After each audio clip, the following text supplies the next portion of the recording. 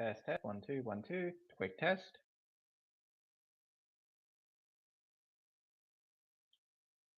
Test, test, 1, 2, 1, 2. Test, test, 1, 2, 1, 2. Sweet, that shit works. Good morning, good afternoon, / good evening, everybody. I am the Shoddy Guy. And as I said in my Twitter post, I apologize for the short notice for setting up this live stream, because I didn't expect any parcels to arrive today, as it is, well, by the time difference, it is Saturday here in Australia, rather than, of course, America, it is Friday. So this morning, I thought I heard someone knock at the door, but I thought, nah, can't be for me, might be for next door, since I live in a unit complex, so quite often you hear people knocking at the doors.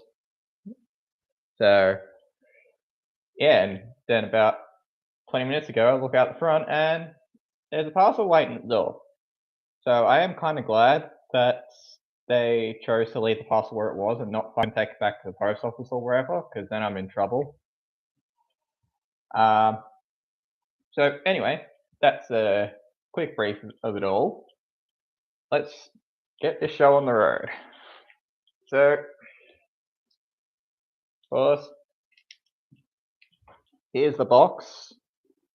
Nothing too obscene shown. Of course, this is all a postage shit. Obviously, I've taken off my personal address for personal reasons. I'd rather not people know where I live at the moment. So, yeah, as I said, I've been waiting about a year for this to come, or for this to be available, and then for it to be posted. And of course, I am also a little bit worried with what I saw yesterday with how Lionel / since it was part of UPS as well at one stage, UPS, and how they treated this parcel. So I am slightly worried. But anyway, let's get this show on the road. So I'll move it here back a little bit more. Excuse me. Yep, this will do. All right. Yeah, looks like I'm going to need scissors for this one, rather than just do a straight rip off.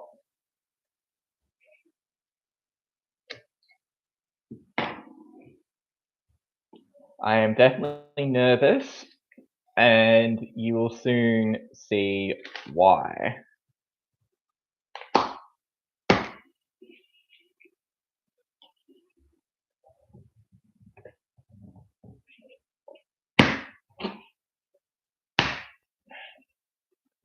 Alright. So as soon as we open it, well, quick thing from Circle B Diecast saying thank you for the purchase and supporting the hobby from the Power family and everybody at Circle B.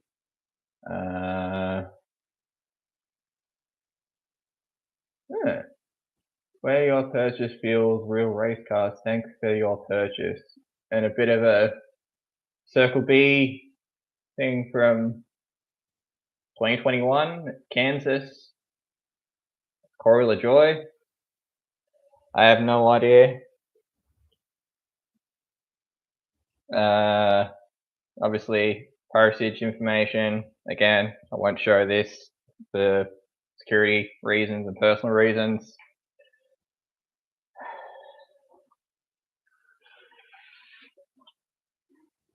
But here we go. Not sure if you can read it, but this is what the sticker says. Norm Benning, Circle B Diecast 2 Standard. So this is of course a Norm Benning diecast, and I'm definitely a little bit worried I might have ordered the wrong one, but I'm pretty sure I did double and triple check before I ordered the damn thing that I got the right one. Oh god. God, this thing's becoming a bit hard to get out. Come on. Got it. So we've now got a box in a box.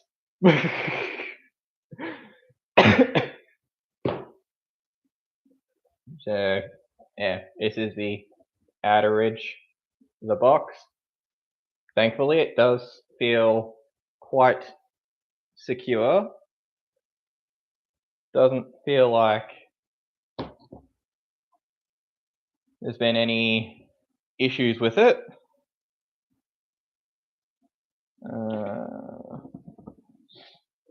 Yeah, I just gotta figure out how to get into the next bit.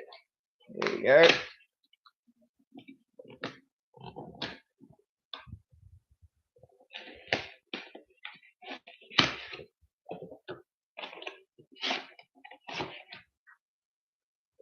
Here we are.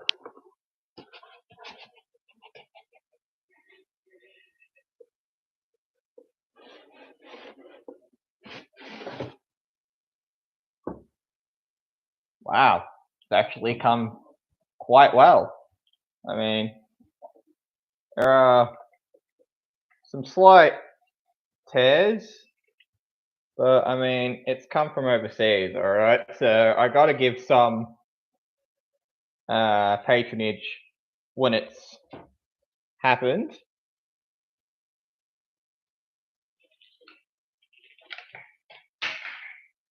Oh god.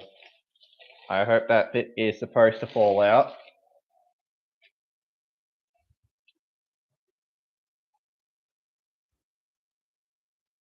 Oh god, you are fucking. So here we go. Da da da da da da. Here we are. The Norm Benning 1/24 scale diecast. And is one of 504 in the world. So only 504 of these were made with Circle B.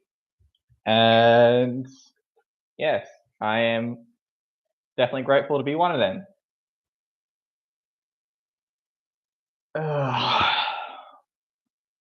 I really hate having to do this because of how much fucking money I had to spend to get these damn things.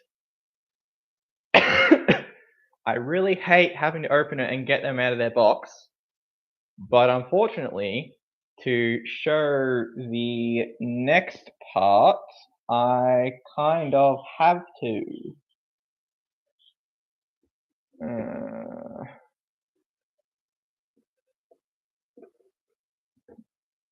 Oh, I don't want to have to fucking do this. I don't want to damage the box.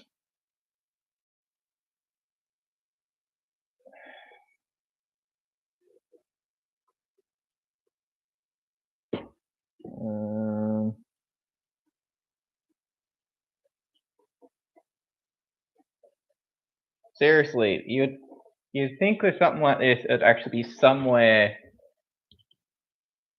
that you would be able to open it without. Oh wait, here we go. Without kind of tampering with the box. I hate having to do this. My anxiety levels are going through the roof because I never ever do this with diecasts. I always keep them in their box. I have never done this before. So here we go.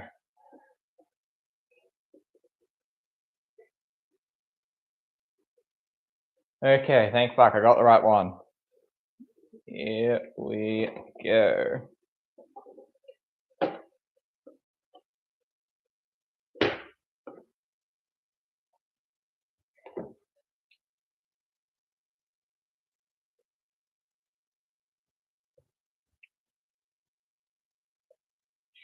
Okay, just some Lionel. And RCAA return things, which thankfully I will not have to do.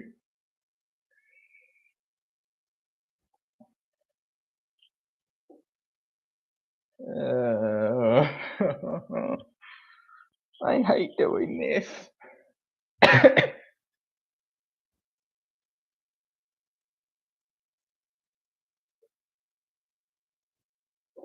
No, I'm not taking it out. I'm not taking off the plastic covering. I'm keeping it as is.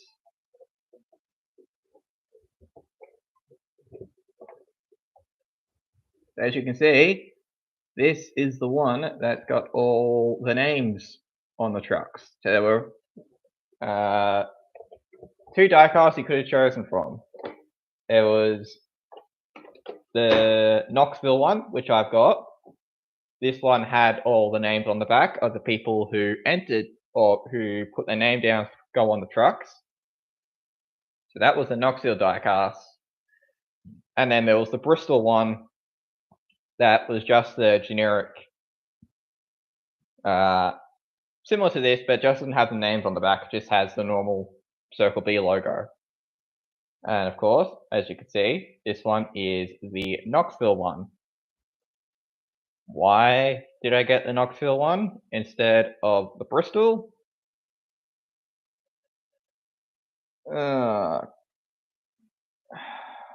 Shoot, I'm gonna take off the plastic thing so you can see it properly.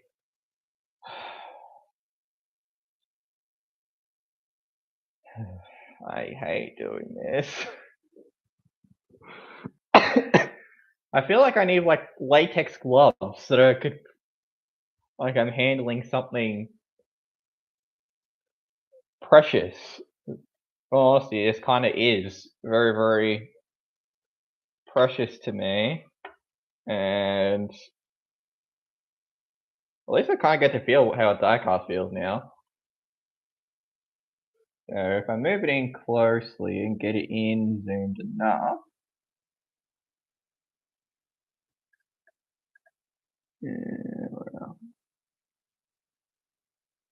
okay, it's not quite getting into frame, but on the right side of the truck, fourth from the bottom, I will post this on Twitter at probably tomorrow,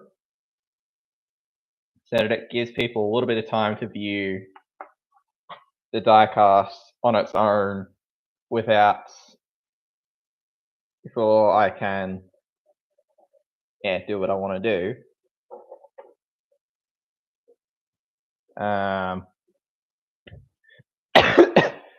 So yeah, on the right, side of the truck, fourth from the bottom is me, yours truly. Yes, I was one of the many people to put their name down on the truck. I got the large font, which I guess in the long term kind of backfired slightly due to a little bit of a discrepancy. I mean, if there was one negative I could give, it's with that Circle B kind of lied to us when they first put the thing up. They said, "Oh, put your the promotion between Circle B Diecast and Norm Betting Racing to do this promotion for their Bristol race."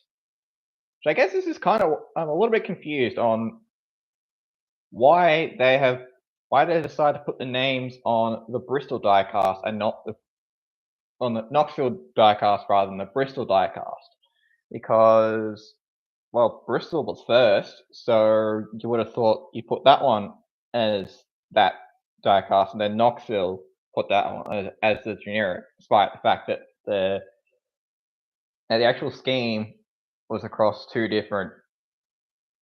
Yeah, I don't. Not my business. So anyway, back on topic.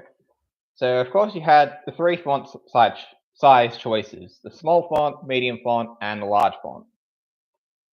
And on their post, it said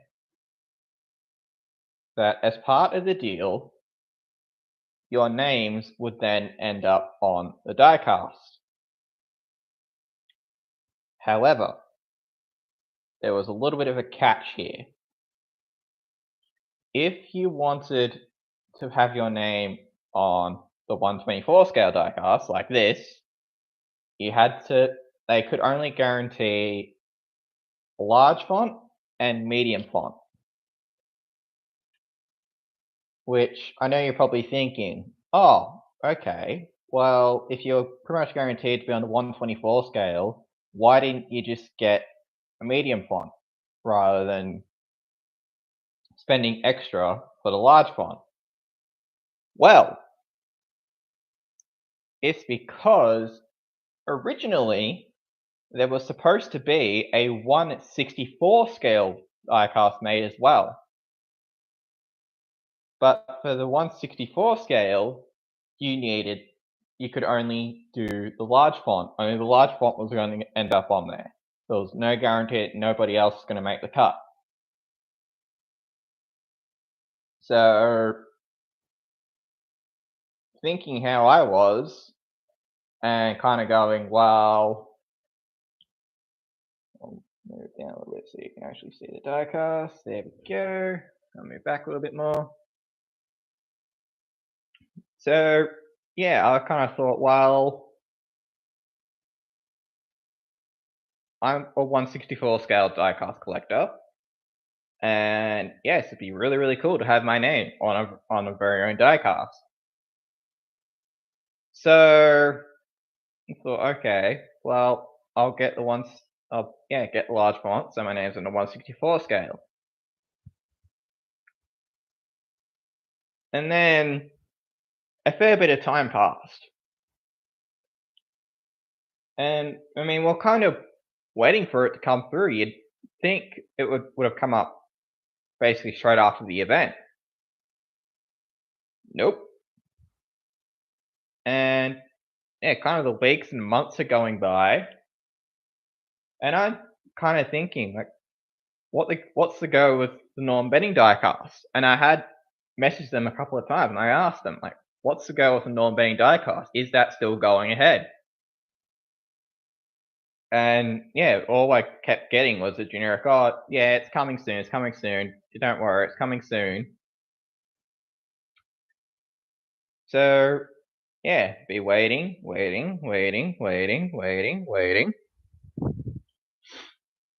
And then it was probably about October,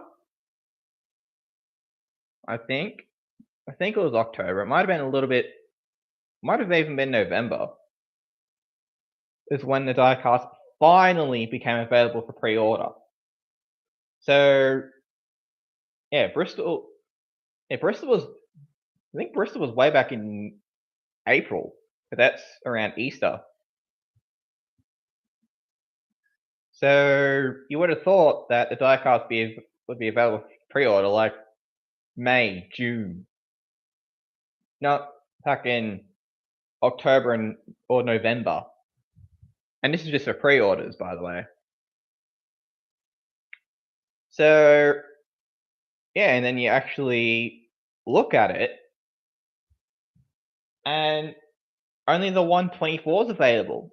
They chose, without warning, without any real explanation. They did give us explanation to some of us, but it was just a generic, oh, we knew it wasn't gonna go ahead. People weren't gonna order it. Da da da da da da da da da da da. You'd be very, very surprised at the amount of people who would order a 1/64 scale.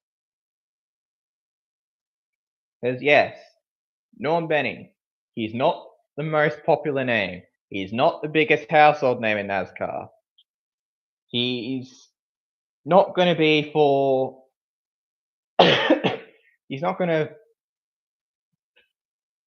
do anything to suit for the real Or hang on, I shouldn't say that real fans. We'll say casual fans. Casual fans won't really know who Norm Benning is. They won't know. They won't know his backstory. They won't know his history in NASCAR. They won't know everything that Norm's done in the sport. This would only be for, well, the underdog fans, diecast collectors, all those type of people who are like, fuck yeah, Norm Benning. This is something that's never going to come again. So, and yeah, I would have loved this to be in a 1/64 scale, because this would have gone perfectly with my Jennifer Jo Cobb diecast. That was 2021, I think. Or 2021 or 2022 is one of the two. And actually, no, it wouldn't have been 2022 because that was when I bought it. I'll say 2020. So yeah, those types of drivers who are almost guaranteed to never get a diecast again. But yeah, to get something like this is really awesome. But it did also suck that, to a certain extent, Circle B diecast kind of lied to our faces by saying, "Oh, 1/64 scale will be available. 1/64 will be available. Yeah. It's going to be made in 1/64 as well as 1/24," and it never sees the light of day, which really sucked. Because, well, I'm not someone who really buys 1/24 scale diecasts. I've only got, well, technically two, but I've only bought one. The one I bought was a Joe Nemechek Burger King 1/24 scale. That was in, I think that was in 1997 scheme. I got that in a 1/24. But that was only because I didn't actually realize how big these 1/24s were until you actually get it. Because I assure you, in the photos, they don't look that big. And then you actually get them, you realize, oh shit, these are fucking massive. So, yeah, I'm not someone who buys 1/24s. Because they take up way too much space way too quick. And, well, especially when, at the time, I still lived with my sister, I didn't really have a lot of room to put my diecasts. I mean, I had the windowsill. That was about it. And thankfully, now that I live in my own place, spoiler alert, I live in my own place now. Woohoo. I, yeah, pretty much have free reign on where I want to put my diecast, where I want to, yeah, where I want to put my things, where I want to, yeah. So thankfully, I do have a cabinet. It's in the lounge room, just pretty much right behind this wall there. I've got the TV cabinet, and yeah, I've got it stocked full of the diecasts from the Xfinity series to Cup, trucks, and even one ARCA.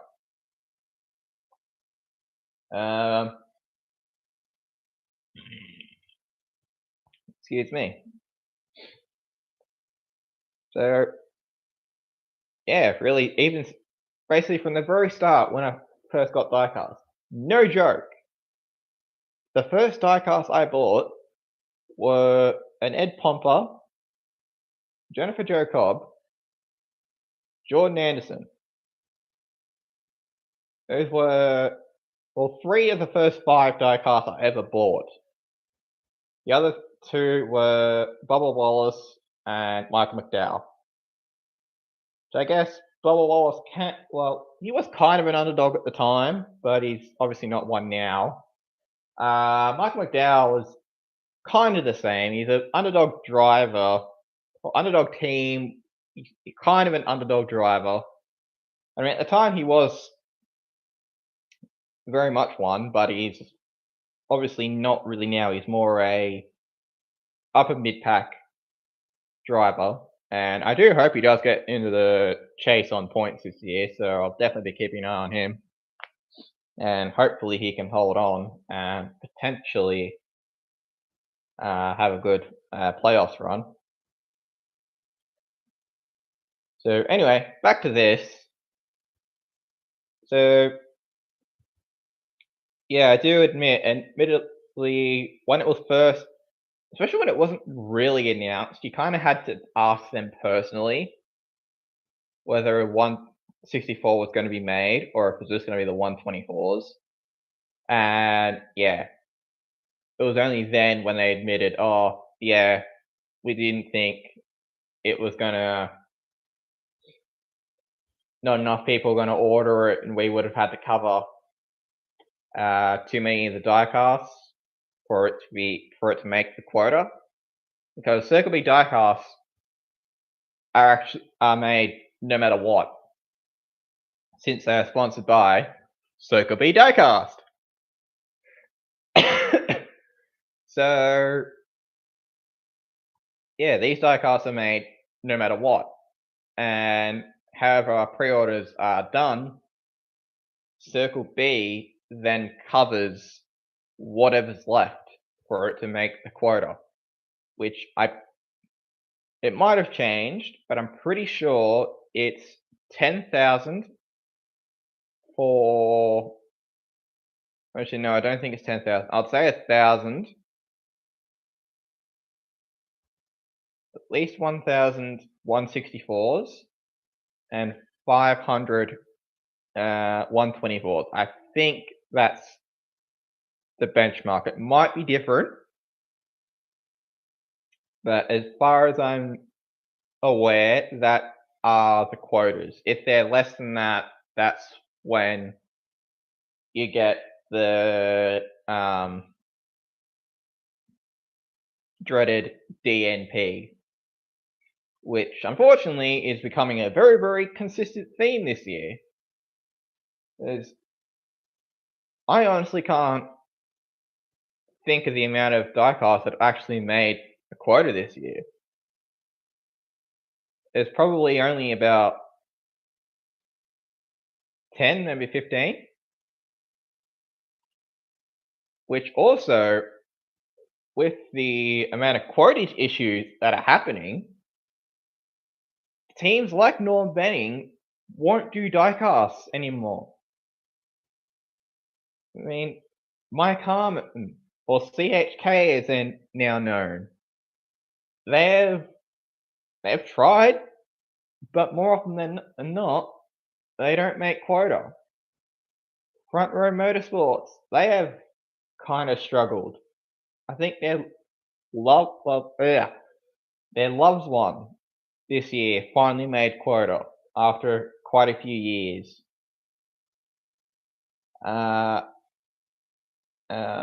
DGM, Alexa Bay, Josh Williams, they had diecasts available. They've recently failed to make their quota. So unfortunately, more often than not, it's only really the big names who make their quota nowadays, like Chase Elliott, Joey Logano, Kyle Busch, Jimmy Johnson, those types of guys. Those are really the only people who consistently make their quota, unless it's a complete anomaly like the SVG diecast, which hopefully will make quota. I'm not fucking pre-ordering it, because I will also say another quick story about this soon, about pre-orders and my issues with that. So yeah, I won't be pre-ordering diecast. I don't pre-order. And I know what people are thinking. Why don't you fucking pre-order? Well, it's pretty simple. International currency conversion. which is unfortunately the same issue I keep running to, which is why I don't really have a shitload of diecasts out there. I've only probably got about 25, 30, and why I've actually kind of stopped buying diecasts. I used to buy them quite regularly, but especially now I've got my own place, so I've got to focus on rent, bills, food, internet, um, fuel, all those types of things.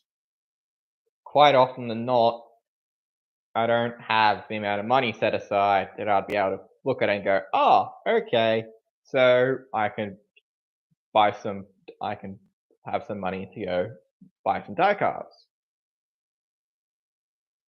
But yeah, kind of the last little while I've kind of stopped, especially.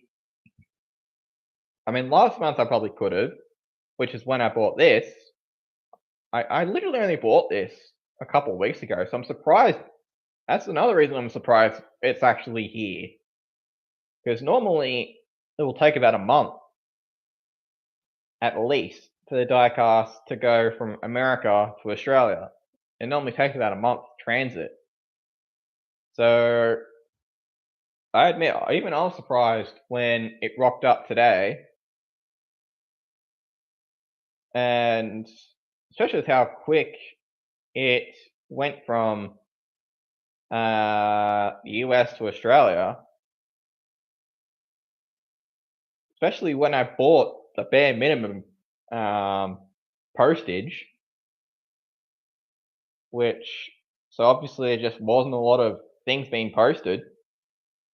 So it worked. It worked, and it obviously it came in very quickly. I bought it on the 7th. 7th of the well, hang on, no, 4th of the 7th. So not even fucking 3 weeks ago.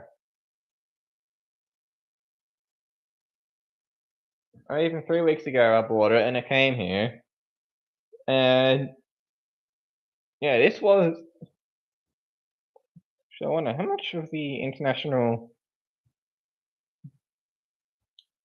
How much of the thing will it tell us?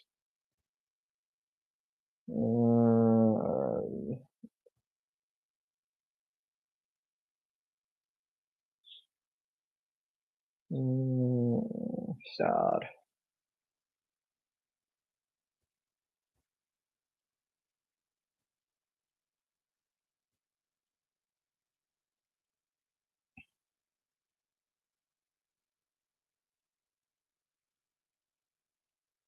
Alright, let's see how. That's just kind of how vague it kind of was once it reached Australia. I didn't. There was another reason it wasn't quite sure about it. Okay, it came here at 9:28 a.m. Yeah, so I did hear someone at the door, but yeah, kind of heard someone at the door, but I thought that would have been for next door or something, so I didn't really think too much of it.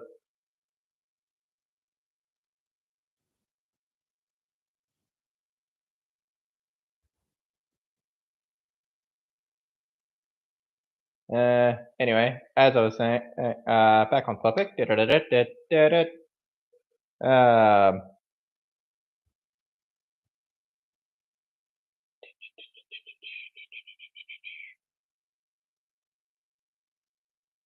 so, okay. Another issue I ran into was the pre-ordering, which, as I said, something I don't do until this diecast. I thought, well, fuck it, I'll pre-order it, and yeah, we'll see what happens. And then when it became available, because I thought what would happen if you pre-order was if you pre-order, you obviously do the pre-ordering, And then when the diecasts are available, you then get an email and it says diecasts are ready to be shipped out at X date. So payments are ready to be finalized if you would like to get the diecast, or if it's got to be held up, let us know. However, I didn't get any of that until, out of the blue, Circle B started taking money out.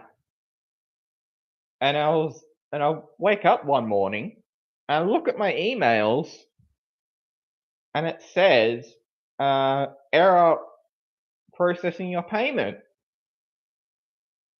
And I'm thinking, what? I mean, I knew what the payment was for, but I was thinking, what are you guys, what? Why are you guys taking money out of my account?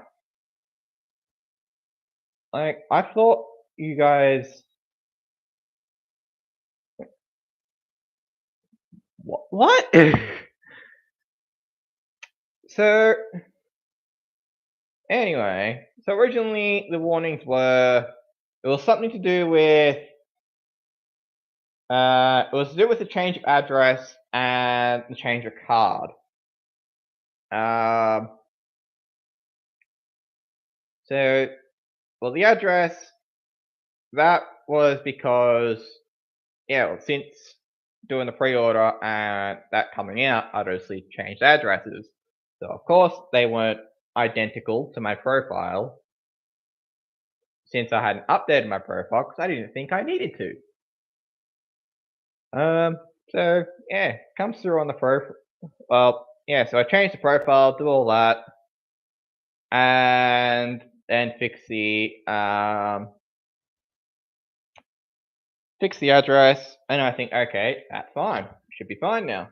And I message them, email them back, and I say, okay, should be all good to go this time.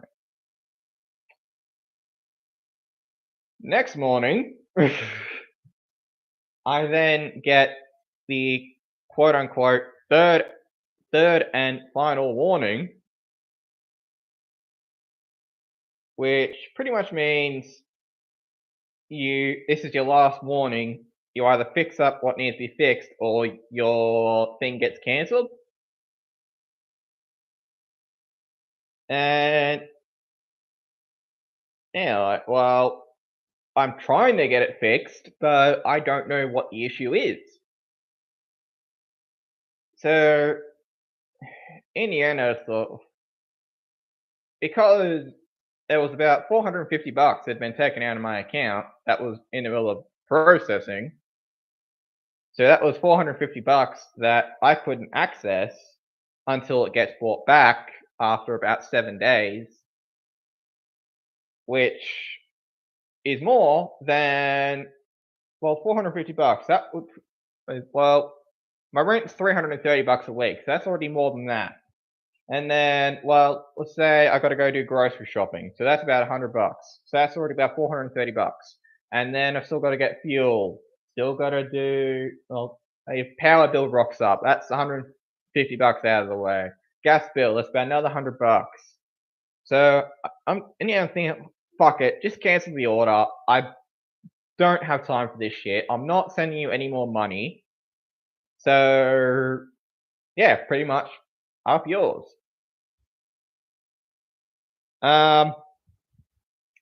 So yeah, give it a couple more months, and then yeah, I had a couple of really good weeks of work where I had saved up a fair bit of money put aside.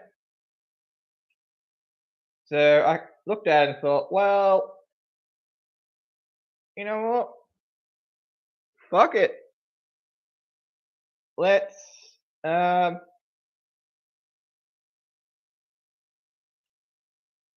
sorry, I've kind of lost my thought for a minute. Yeah. Fuck it.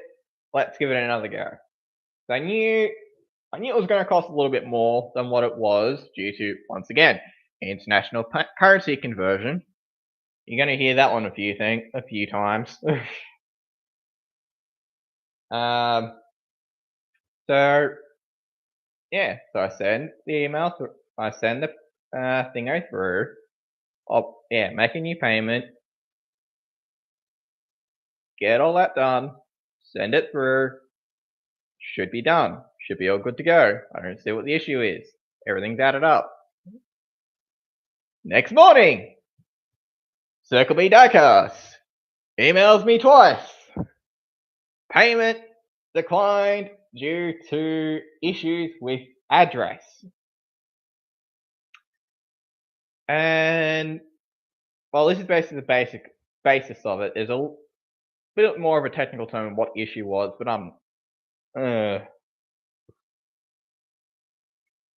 yeah, I was a little bit annoyed, and I look at it, and I look at the document. I think, let's see, and I realize when I look at it properly, I think, you are fucking kidding.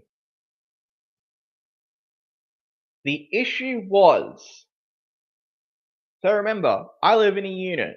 I mentioned that at the very start of the video. I live in a unit complex. So, of course, when you are entering your address, you put U2 unit. You put your unit number and then the rest of your address. Congratulations, you don't know what unit number I live in. Oops.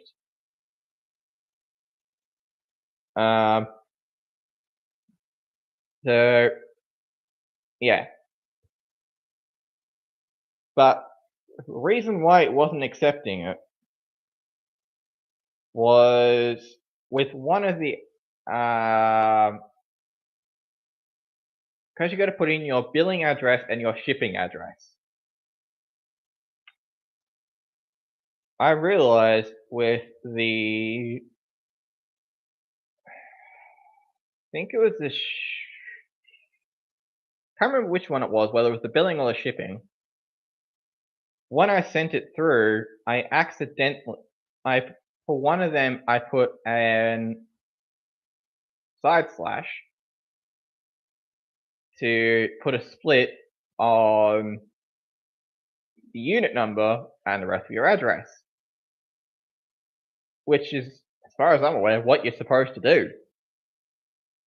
Because you don't want someone looking at it and they think, hang on, what? That can't be right. That address doesn't exist. So you put the apostrophe so it splits the unit number with your actual address number, which I thought is what you're supposed to do. So, kind of as a last resort, I'm looking at it and I think, well, alright, we'll take out the / and we'll move the unit number into another section. Which I can't remember what it was. I think it was like apartment number or something. And I thought, well, I guess apartment is similar to unit, so I'll just move the unit number to there. And maybe that will do the job. Sure enough, I fix all that, send it through. Following day, or following morning, look at my emails. It says, congratulations, payment has been processed. Order is finalized. I thought, holla fucking looyah. That was way more stress than I thought it was supposed to be. Excuse me. Which, in all honesty, is the truth. You don't expect to have to deal with a shitload of stuff like that. And I know. What is on the bottom of the non-bidding thing? Okay.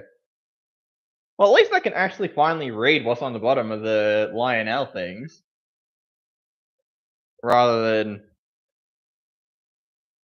little fucking piddly font where you need a bloody magnifying glass to see.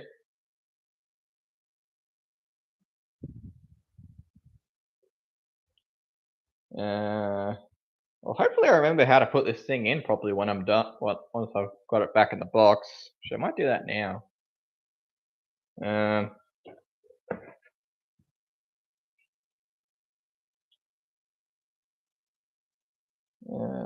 Alright, how am I gonna get this thing in? Put you like that. I gotta be careful I don't put too much pressure on the fucking crease. I don't want to damage this. Actually, no, I can't, because I gotta take photos of it so that I can... Okay, so leave it out for the time being. So, I guess, before I finish this up, because there isn't really much else for me to say, I guess I'll answer there's kind of two more questions that I know a lot of people would be wondering. Number one, why did I choose to put my name on a non-betting diecast? Well, simple answers. Number one, I like the underdog drivers, because without them, there's really no sport. That is what makes the motorsport world go round, is underdog drivers. Whether you want to admit it or not, no matter what sport in the world, there are always an underdog. Whether it's NASCAR, whether it's V8 supercars, whether it's DTM, whether it's World GT, or whether it's F1. There is always an underdog team that everyone loves to go for and loves. They might not admit it, but they'll love to see them have good results and to do great things. And in all honesty, to have someone like Norm Benning, who has been in the sport for longer than I've been alive, that's for sure.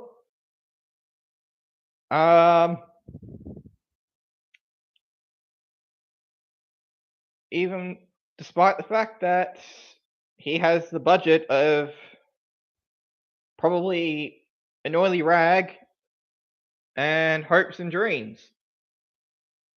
But he's still going. He's still there. He's still around. He even this morning my time, say it'd still be today in America. He even tried to qualify for the truck race at Pocono, where they are this weekend. Unfortunately, it didn't work, but you gotta admire the man for continuously coming and continuously trying, even if you really just have one look at the entry list and you kind of look at it and go, yeah, sorry, Norm, you got no hope. That's probably something that Norm's been told for 8 years, 6 years, 10 years. But he keeps coming back. You don't know how, but he keeps bloody coming back. And when these great things happen is really when they get the most notice. Like when he made the Bristol Dirt Race this year, nobody gave him a chance in hell. It looked like he had no chance. But pretty much right at the death, he snuck in. And everyone looked at him and kind of pretty much went, oh shit, Norm Benning made the field. And so, yeah, to have my name associated with debatably the greatest underdog in NASCAR history is really awesome and really cool to see. And I guess a second question would be, will I ever put my name on another NASCAR truck? or anything in NASCAR? Well, to answer that question, I have tried. But unfortunately, it's a little bit easier said than done. Because due to not living in the States and not really knowing anybody in the States who would be able to do things, would be able to do those things for me. I mean, if we look back to last year when Eric Estep out of the groove, Eric Estep had the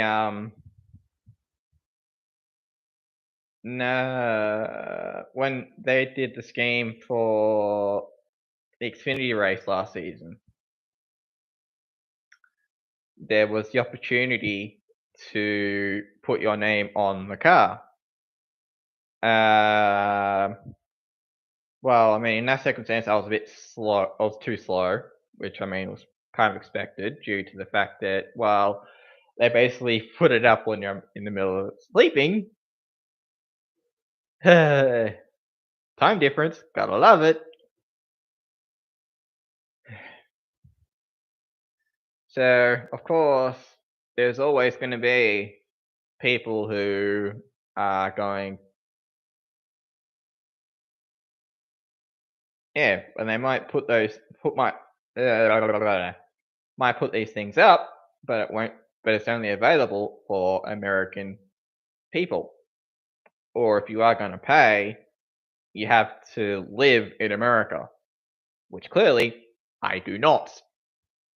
I live in Australia, mate. Australia. I live in the land down under, which is clearly not America.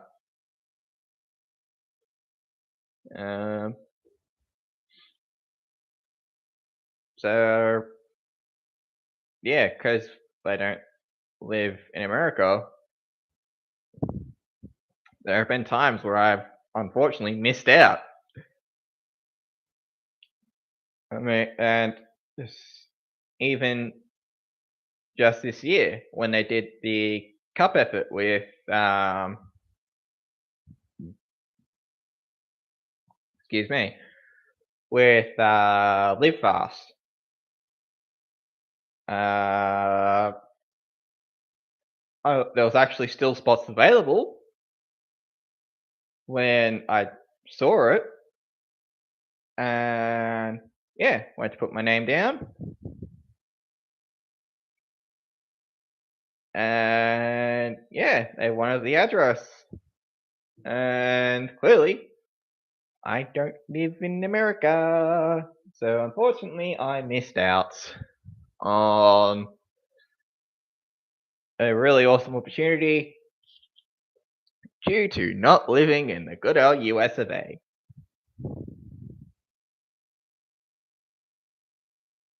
And, well, I guess technically, it's a very, very smidge of a technical here.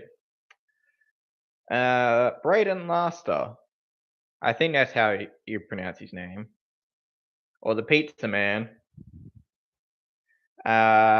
He, of course, drove in the ARCA race, but and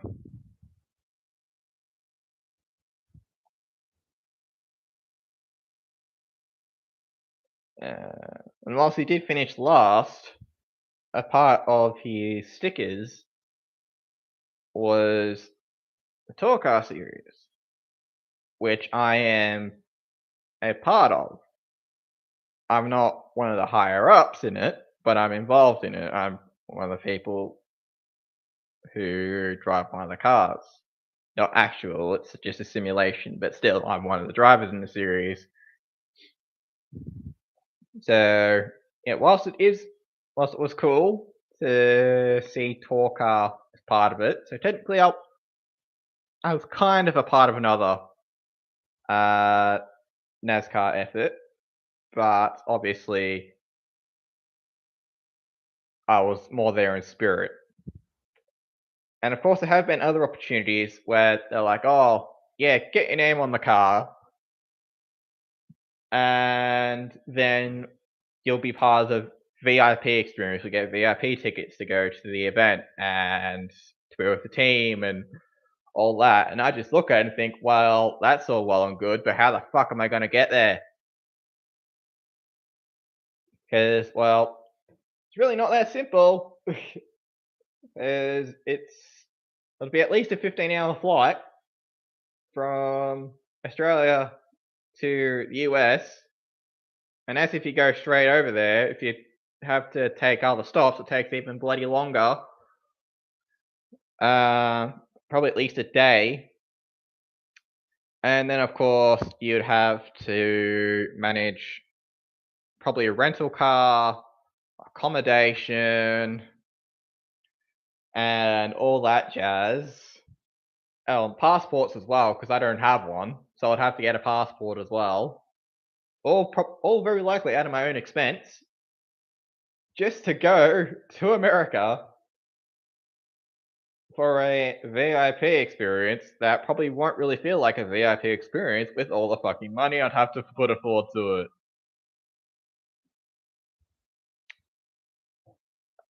But I will say,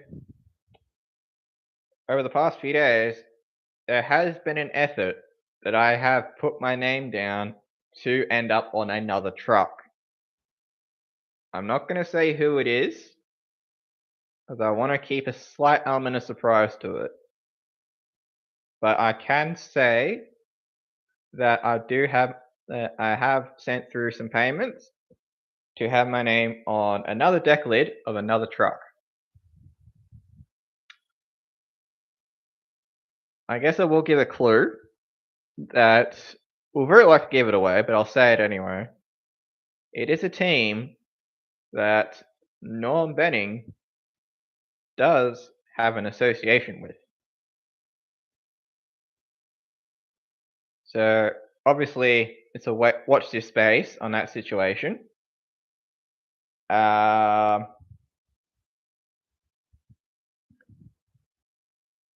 there anything else I wanted to say? Not off the top of my head at this stage.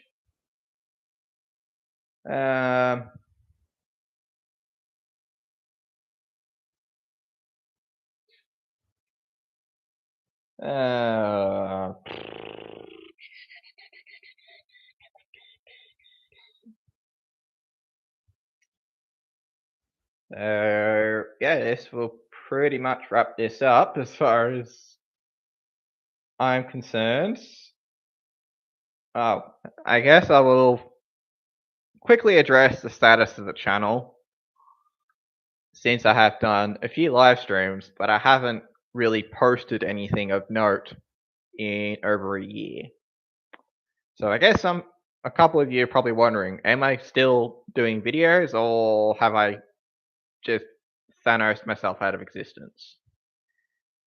Answer to that question is obviously no, I am not gone, because I am still making some form of content. The main issue was kind of two issues. Number one, time,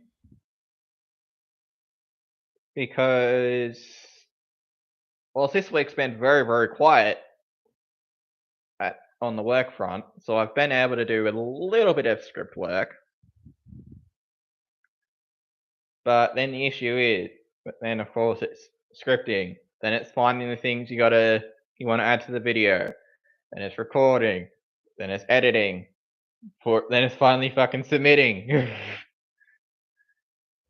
So depending on who it is you're doing the video on and how many people are involved in said video, it can take up a fair bit of time, especially if you are looking for a particular person or if you're looking for a particular event, or if you have to do a little bit of research on a particular event that you want to do.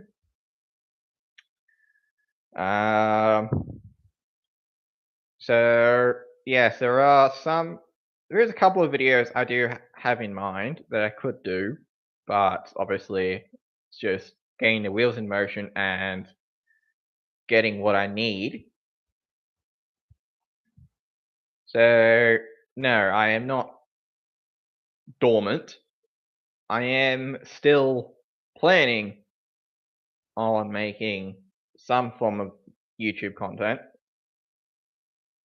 but yeah, it's just kind of working around my work schedule due to some days being rather long and some days obviously not. Then obviously there's also the commitment factor. Is admittedly I can be a lazy person at times, so yeah, there are some days where I'm like, yeah, nah, I can't be stuffed, and then there are other days where I'm like, fuck yeah, let's bust out some scripting or whatever, and then when I'm done, nah. So depending on how long it takes me to find some things, I might be able to get a video done in the next couple of days. And then the next couple of weeks, there'll hopefully be another video, might be another video or two. Because let's see, for Monday I'm busy all day, so I'll probably rule that day out of doing anything. In case you can't tell, I really like this spinny chair. Tuesday I could do a little bit before I gotta go to work. Wednesday is the same. Thursday I'm kind of working all day, so that kind of rules that one out. Friday I'm probably out on traffic, so that probably rules that day out as well. And then we hit Saturday. So we'll just have to wait and see on that one. But yeah, that about wraps this all up. That is about everything that I wanted to say. So yeah, just quick recap. So no, I'm betting 124 scale diecast. It's the one with the names on it. Thankfully, it's arrived in one piece. So I am really, really thankful for that.